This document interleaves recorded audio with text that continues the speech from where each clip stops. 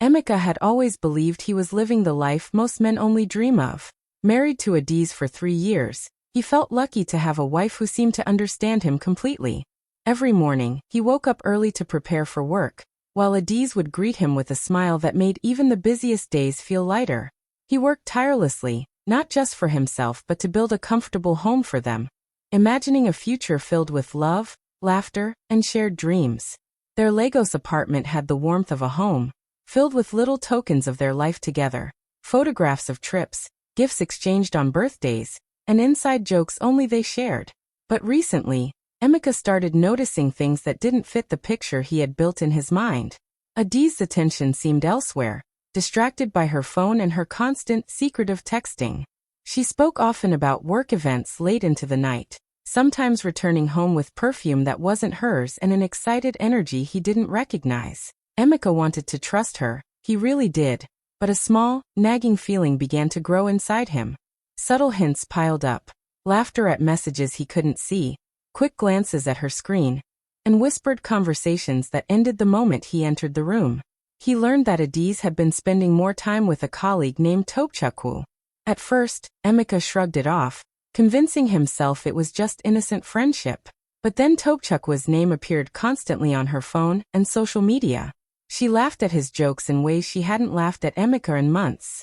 Even when they were together, her mind seemed elsewhere. Emeka, deeply in love but now cautious, decided not to confront her immediately. He began observing quietly, noticing patterns in her behavior that didn't sit right. Despite the creeping suspicion, Emeka still tried to focus on the life they had built.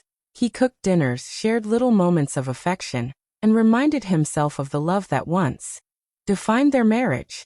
Yet a quiet tension lingered in the background, an unspoken question he couldn't ignore. Was the woman he had trusted completely beginning to drift away from him?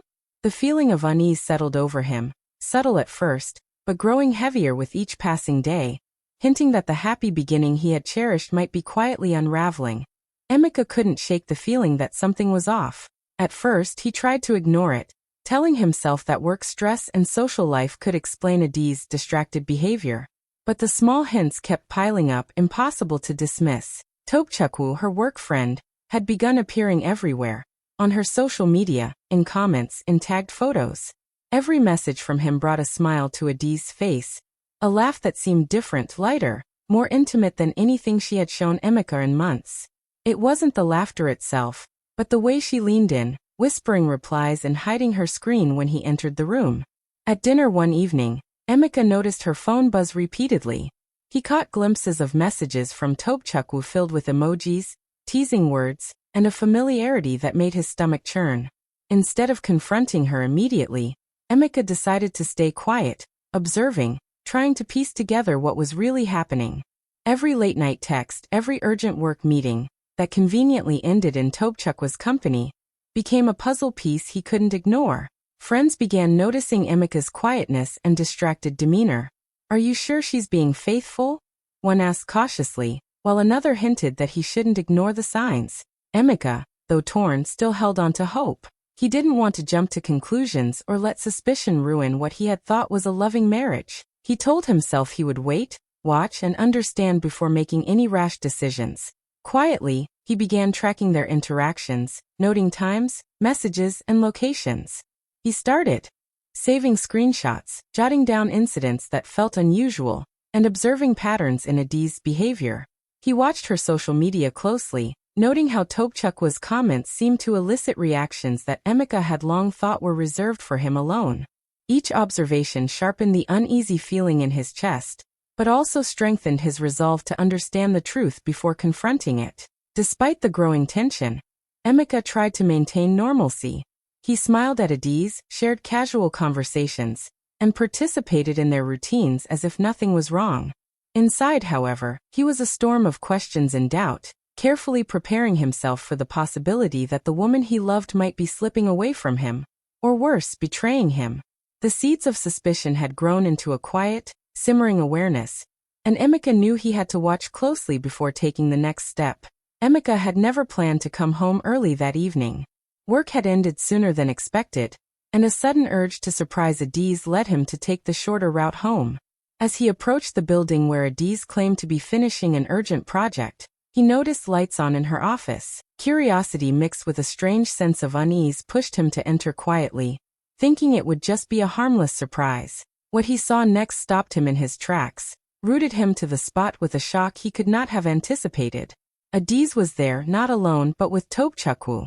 The scene was intimate, far beyond anything that could be excused as friendly or professional. They were close, whispering and laughing in ways that made Emeka's chest tighten painfully. His heart pounded in disbelief, a cruel mix of anger, hurt, and betrayal washing over him at once.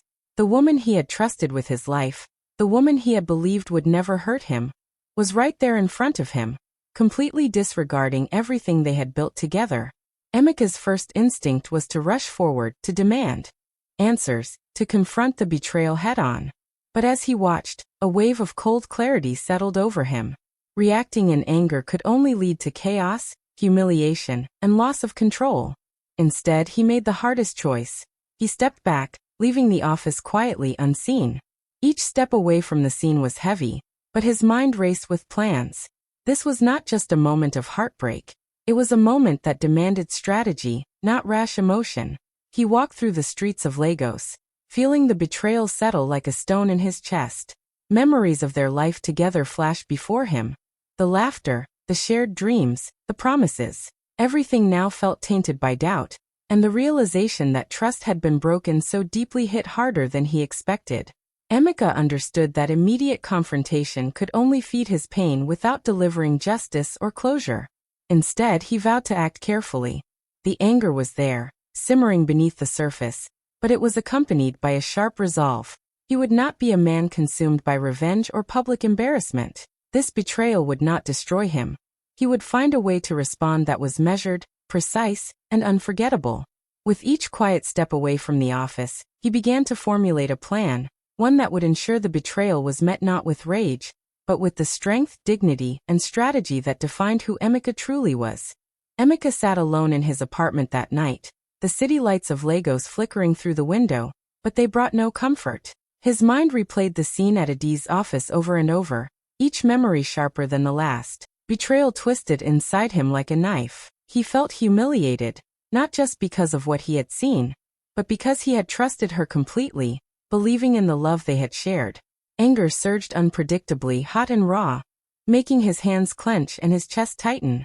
He wanted to scream, to demand answers, but a deeper part of him knew he needed clarity before action. After pacing for hours, he called Chika, his closest friend, someone who had always been his anchor in times of trouble. Speaking softly, almost as if confessing a crime, Emeka shared everything. The secret messages, the late nights, the betrayal he had witnessed. Chika listened patiently, then advised him to stay calm. "Don't let anger make your decision for you," she warned. "This is about more than a moment. Think carefully about what you want to achieve. Plan your steps, and make them count." Her words struck a chord. Emeka realized that confronting Adiz immediately, in a fit of rage, would only offer temporary satisfaction. He needed a response that would leave a lasting mark, something that reflected his integrity and strength. That night, Emeka began documenting everything. He went through messages, noting dates and times, saving screenshots, and jotting down incidents he had observed over the past weeks. Every small detail became evidence, a piece of the puzzle that proved what he suspected was real. The process was painful, each record a reminder of trust broken and love betrayed, but it also gave him a sense of control. Even as the turmoil raged inside him, Emeka considered confronting Adiz directly. But the more he thought about it, the more he realized that confrontation alone would not satisfy the deeper need for justice and dignity. He wanted a response that was precise, unforgettable, and carried the weight of consequence. Rage alone could not achieve that. Only careful planning and timing could. By the end of the night, Emeka felt a strange calm settle over him. The betrayal still hurt, but now it was accompanied by resolve, a determination to act with strategy, not emotion, and to reclaim the power that had been quietly stripped from him. Emeka spent the following days in quiet reflection, weighing his options carefully.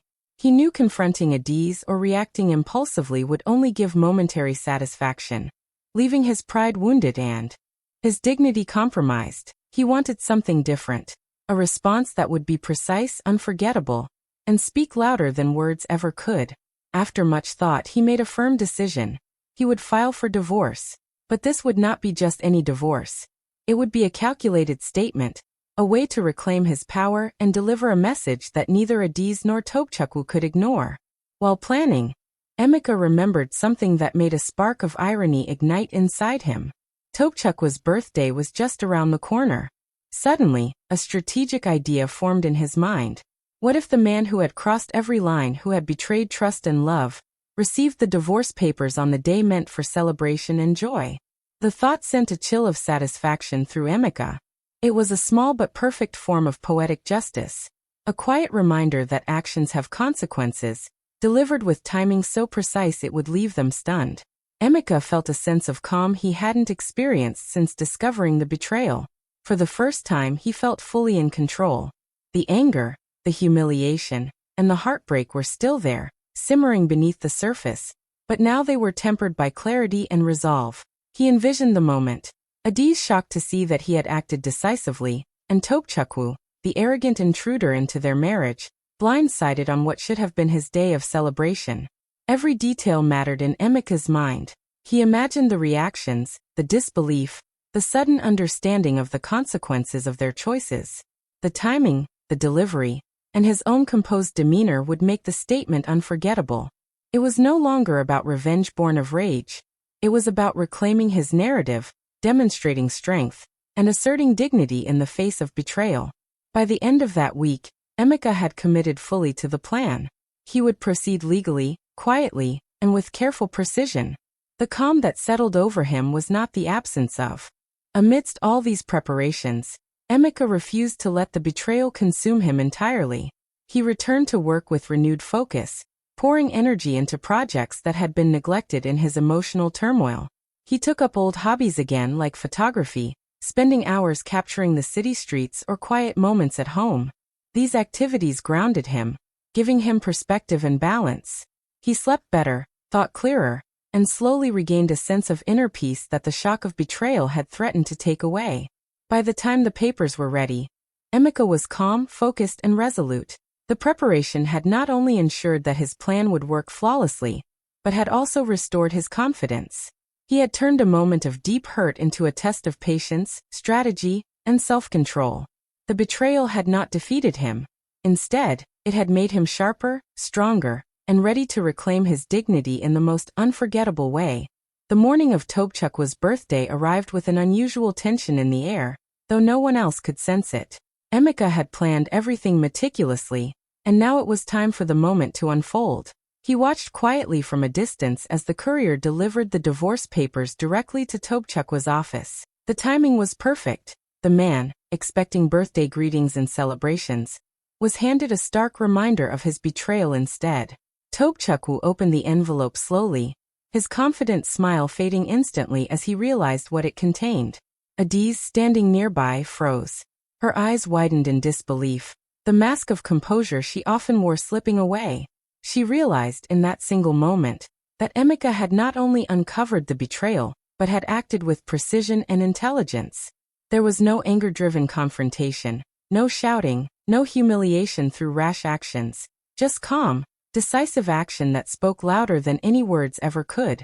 The betrayal she had thought she could hide had been met with calculated justice, and the impact was devastating. Topçaku, caught completely off guard, looked around in confusion and embarrassment as witnesses in the office processed what was happening. His birthday, a day that should have been filled with celebrations and well-wishes, became a moment of ironic exposure. The papers were a public statement of the consequences of his actions, and he could do nothing but stare at the reality Emeka had orchestrated. Colleagues whispered, some glancing at Adiz with judgment, others at Emeka with respect for the clarity and strength he had shown. Through it all, Emeka remained composed. He did not shout, scold, or display anger. He simply watched, calm and steady, embodying the control he had fought to reclaim. In that moment he understood something crucial. Power was not in rage or revenge, but in strategy, patience, and emotional control. He had turned a situation that could have destroyed him into a display of dignity and strength. As the office slowly settled into awkward murmurs, Emeka walked away with a quiet satisfaction. The shock on Adiz and Tobchukwa's faces was not his victory. It was the natural consequence of his carefully planned actions. He had regained his power, his composure, and his sense of self. What could have been a moment of chaos had instead become a lesson, for them and for anyone who had doubted him. That betrayal, when met with strategy instead of anger, only reinforced the strength of the one wronged. By the afternoon, news of what had happened spread like wildfire. Social media feeds were filled with whispers, screenshots, and subtle hints about Tobchukwa's birthday incident. Colleagues who had witnessed the delivery of the divorce papers shared the story cautiously at first, but within hours, it became the talk of the office, and soon, friends and family were hearing about it too. The unexpected timing, the precision of Emeka's plan, and the sheer audacity of delivering justice calmly and strategically captured everyone's attention.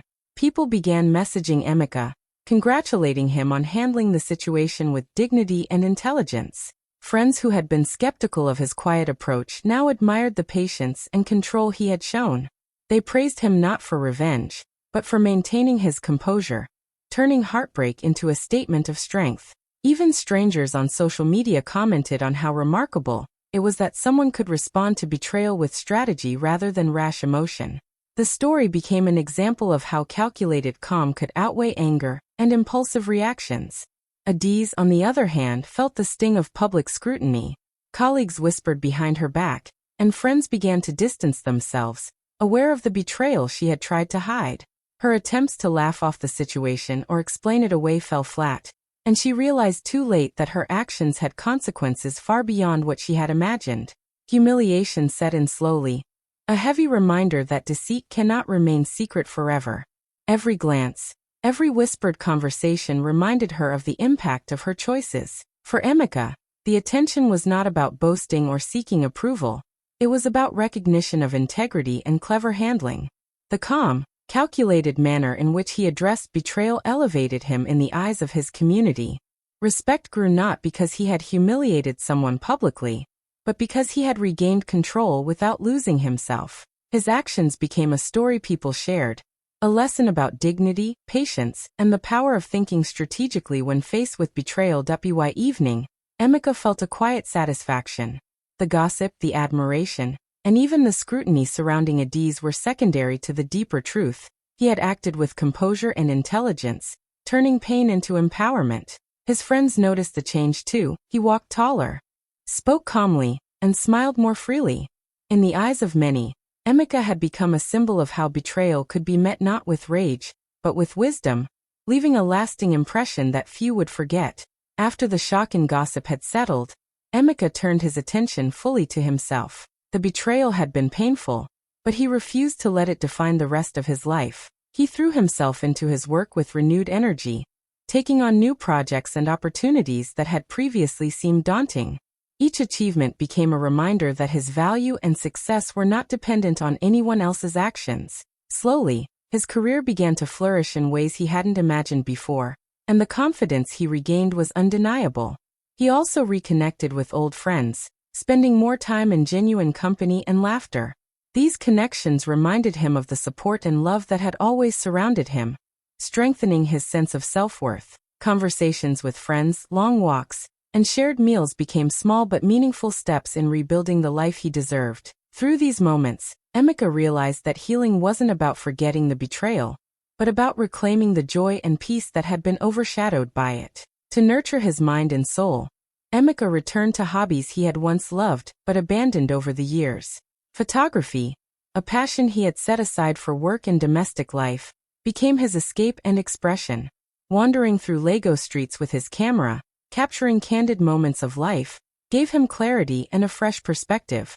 Each photo was a symbol of a new beginning, a reminder that life continued beautifully even after heartbreak. In some ways, it was therapeutic, a visual representation of rebuilding and reclaiming his identity.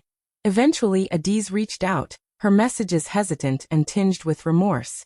She apologized, admitting her mistakes and seeking forgiveness, perhaps hoping to re-enter his life. Emeka read the messages with calm detachment. While part of him acknowledged the apology, he recognized that his healing and emotional well-being were his priority.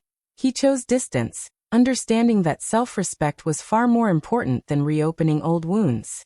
Friends noticed the change in Emeka. Where he had once been weighed down by shock and confusion, he now radiated strength and composure. His calmness was magnetic, a testament to the power of patience, strategy, and self-control. Betrayal had tested him, but it had also sharpened him, turning heartbreak into personal growth. Emeka's life was no longer defined by what others had done to him, but by the choices he made for himself, marking a clear personal victory and a new chapter of dignity, strength, and independence. Emeka stood on the balcony of his Lagos apartment as the sun began to set, the city glowing beneath him with a golden light. The wind carried the distant sounds of traffic and laughter, ordinary life moving on around him, while he remained still, lost in thought. The journey he had endured replayed in his mind, the subtle signs of betrayal, the shock of discovering Adiz and Topchukwu together, the long nights of planning and preparing his response. Each moment had left its mark, but none had broken him. Instead, they had shaped him, teaching patience, strength, and the power of measured action. He remembered the pain, the anger, and the humiliation. But now those feelings had transformed into clarity. He had learned that betrayal could be devastating, but it did not have to define him. The key had been composure and timing, the ability to think clearly even when the heart was wounded.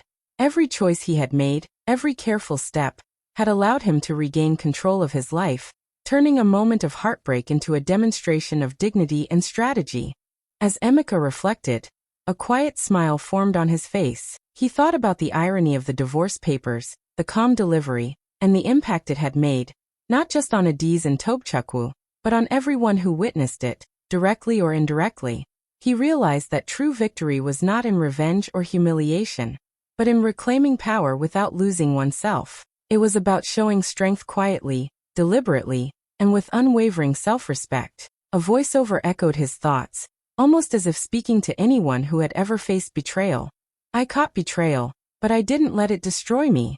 Timing and composure were my allies. The words lingered, carrying the weight of experience, wisdom, and the hard-earned peace he had found. As the screen began to fade, Emeka's final thought appeared boldly on screen. Don't fight betrayal with anger. Fight it with strategy and self-respect. The city lights twinkled behind him, symbolizing the life moving forward, full of opportunities and new beginnings. In that moment, Emeka was no longer defined by heartbreak or deceit. He stood as a testament to resilience, intelligence, and dignity, leaving behind a legacy that spoke louder than any act of revenge ever could. He had turned pain into power, and betrayal into a lesson in composure and self-worth, a story that would inspire others long after the moment had passed.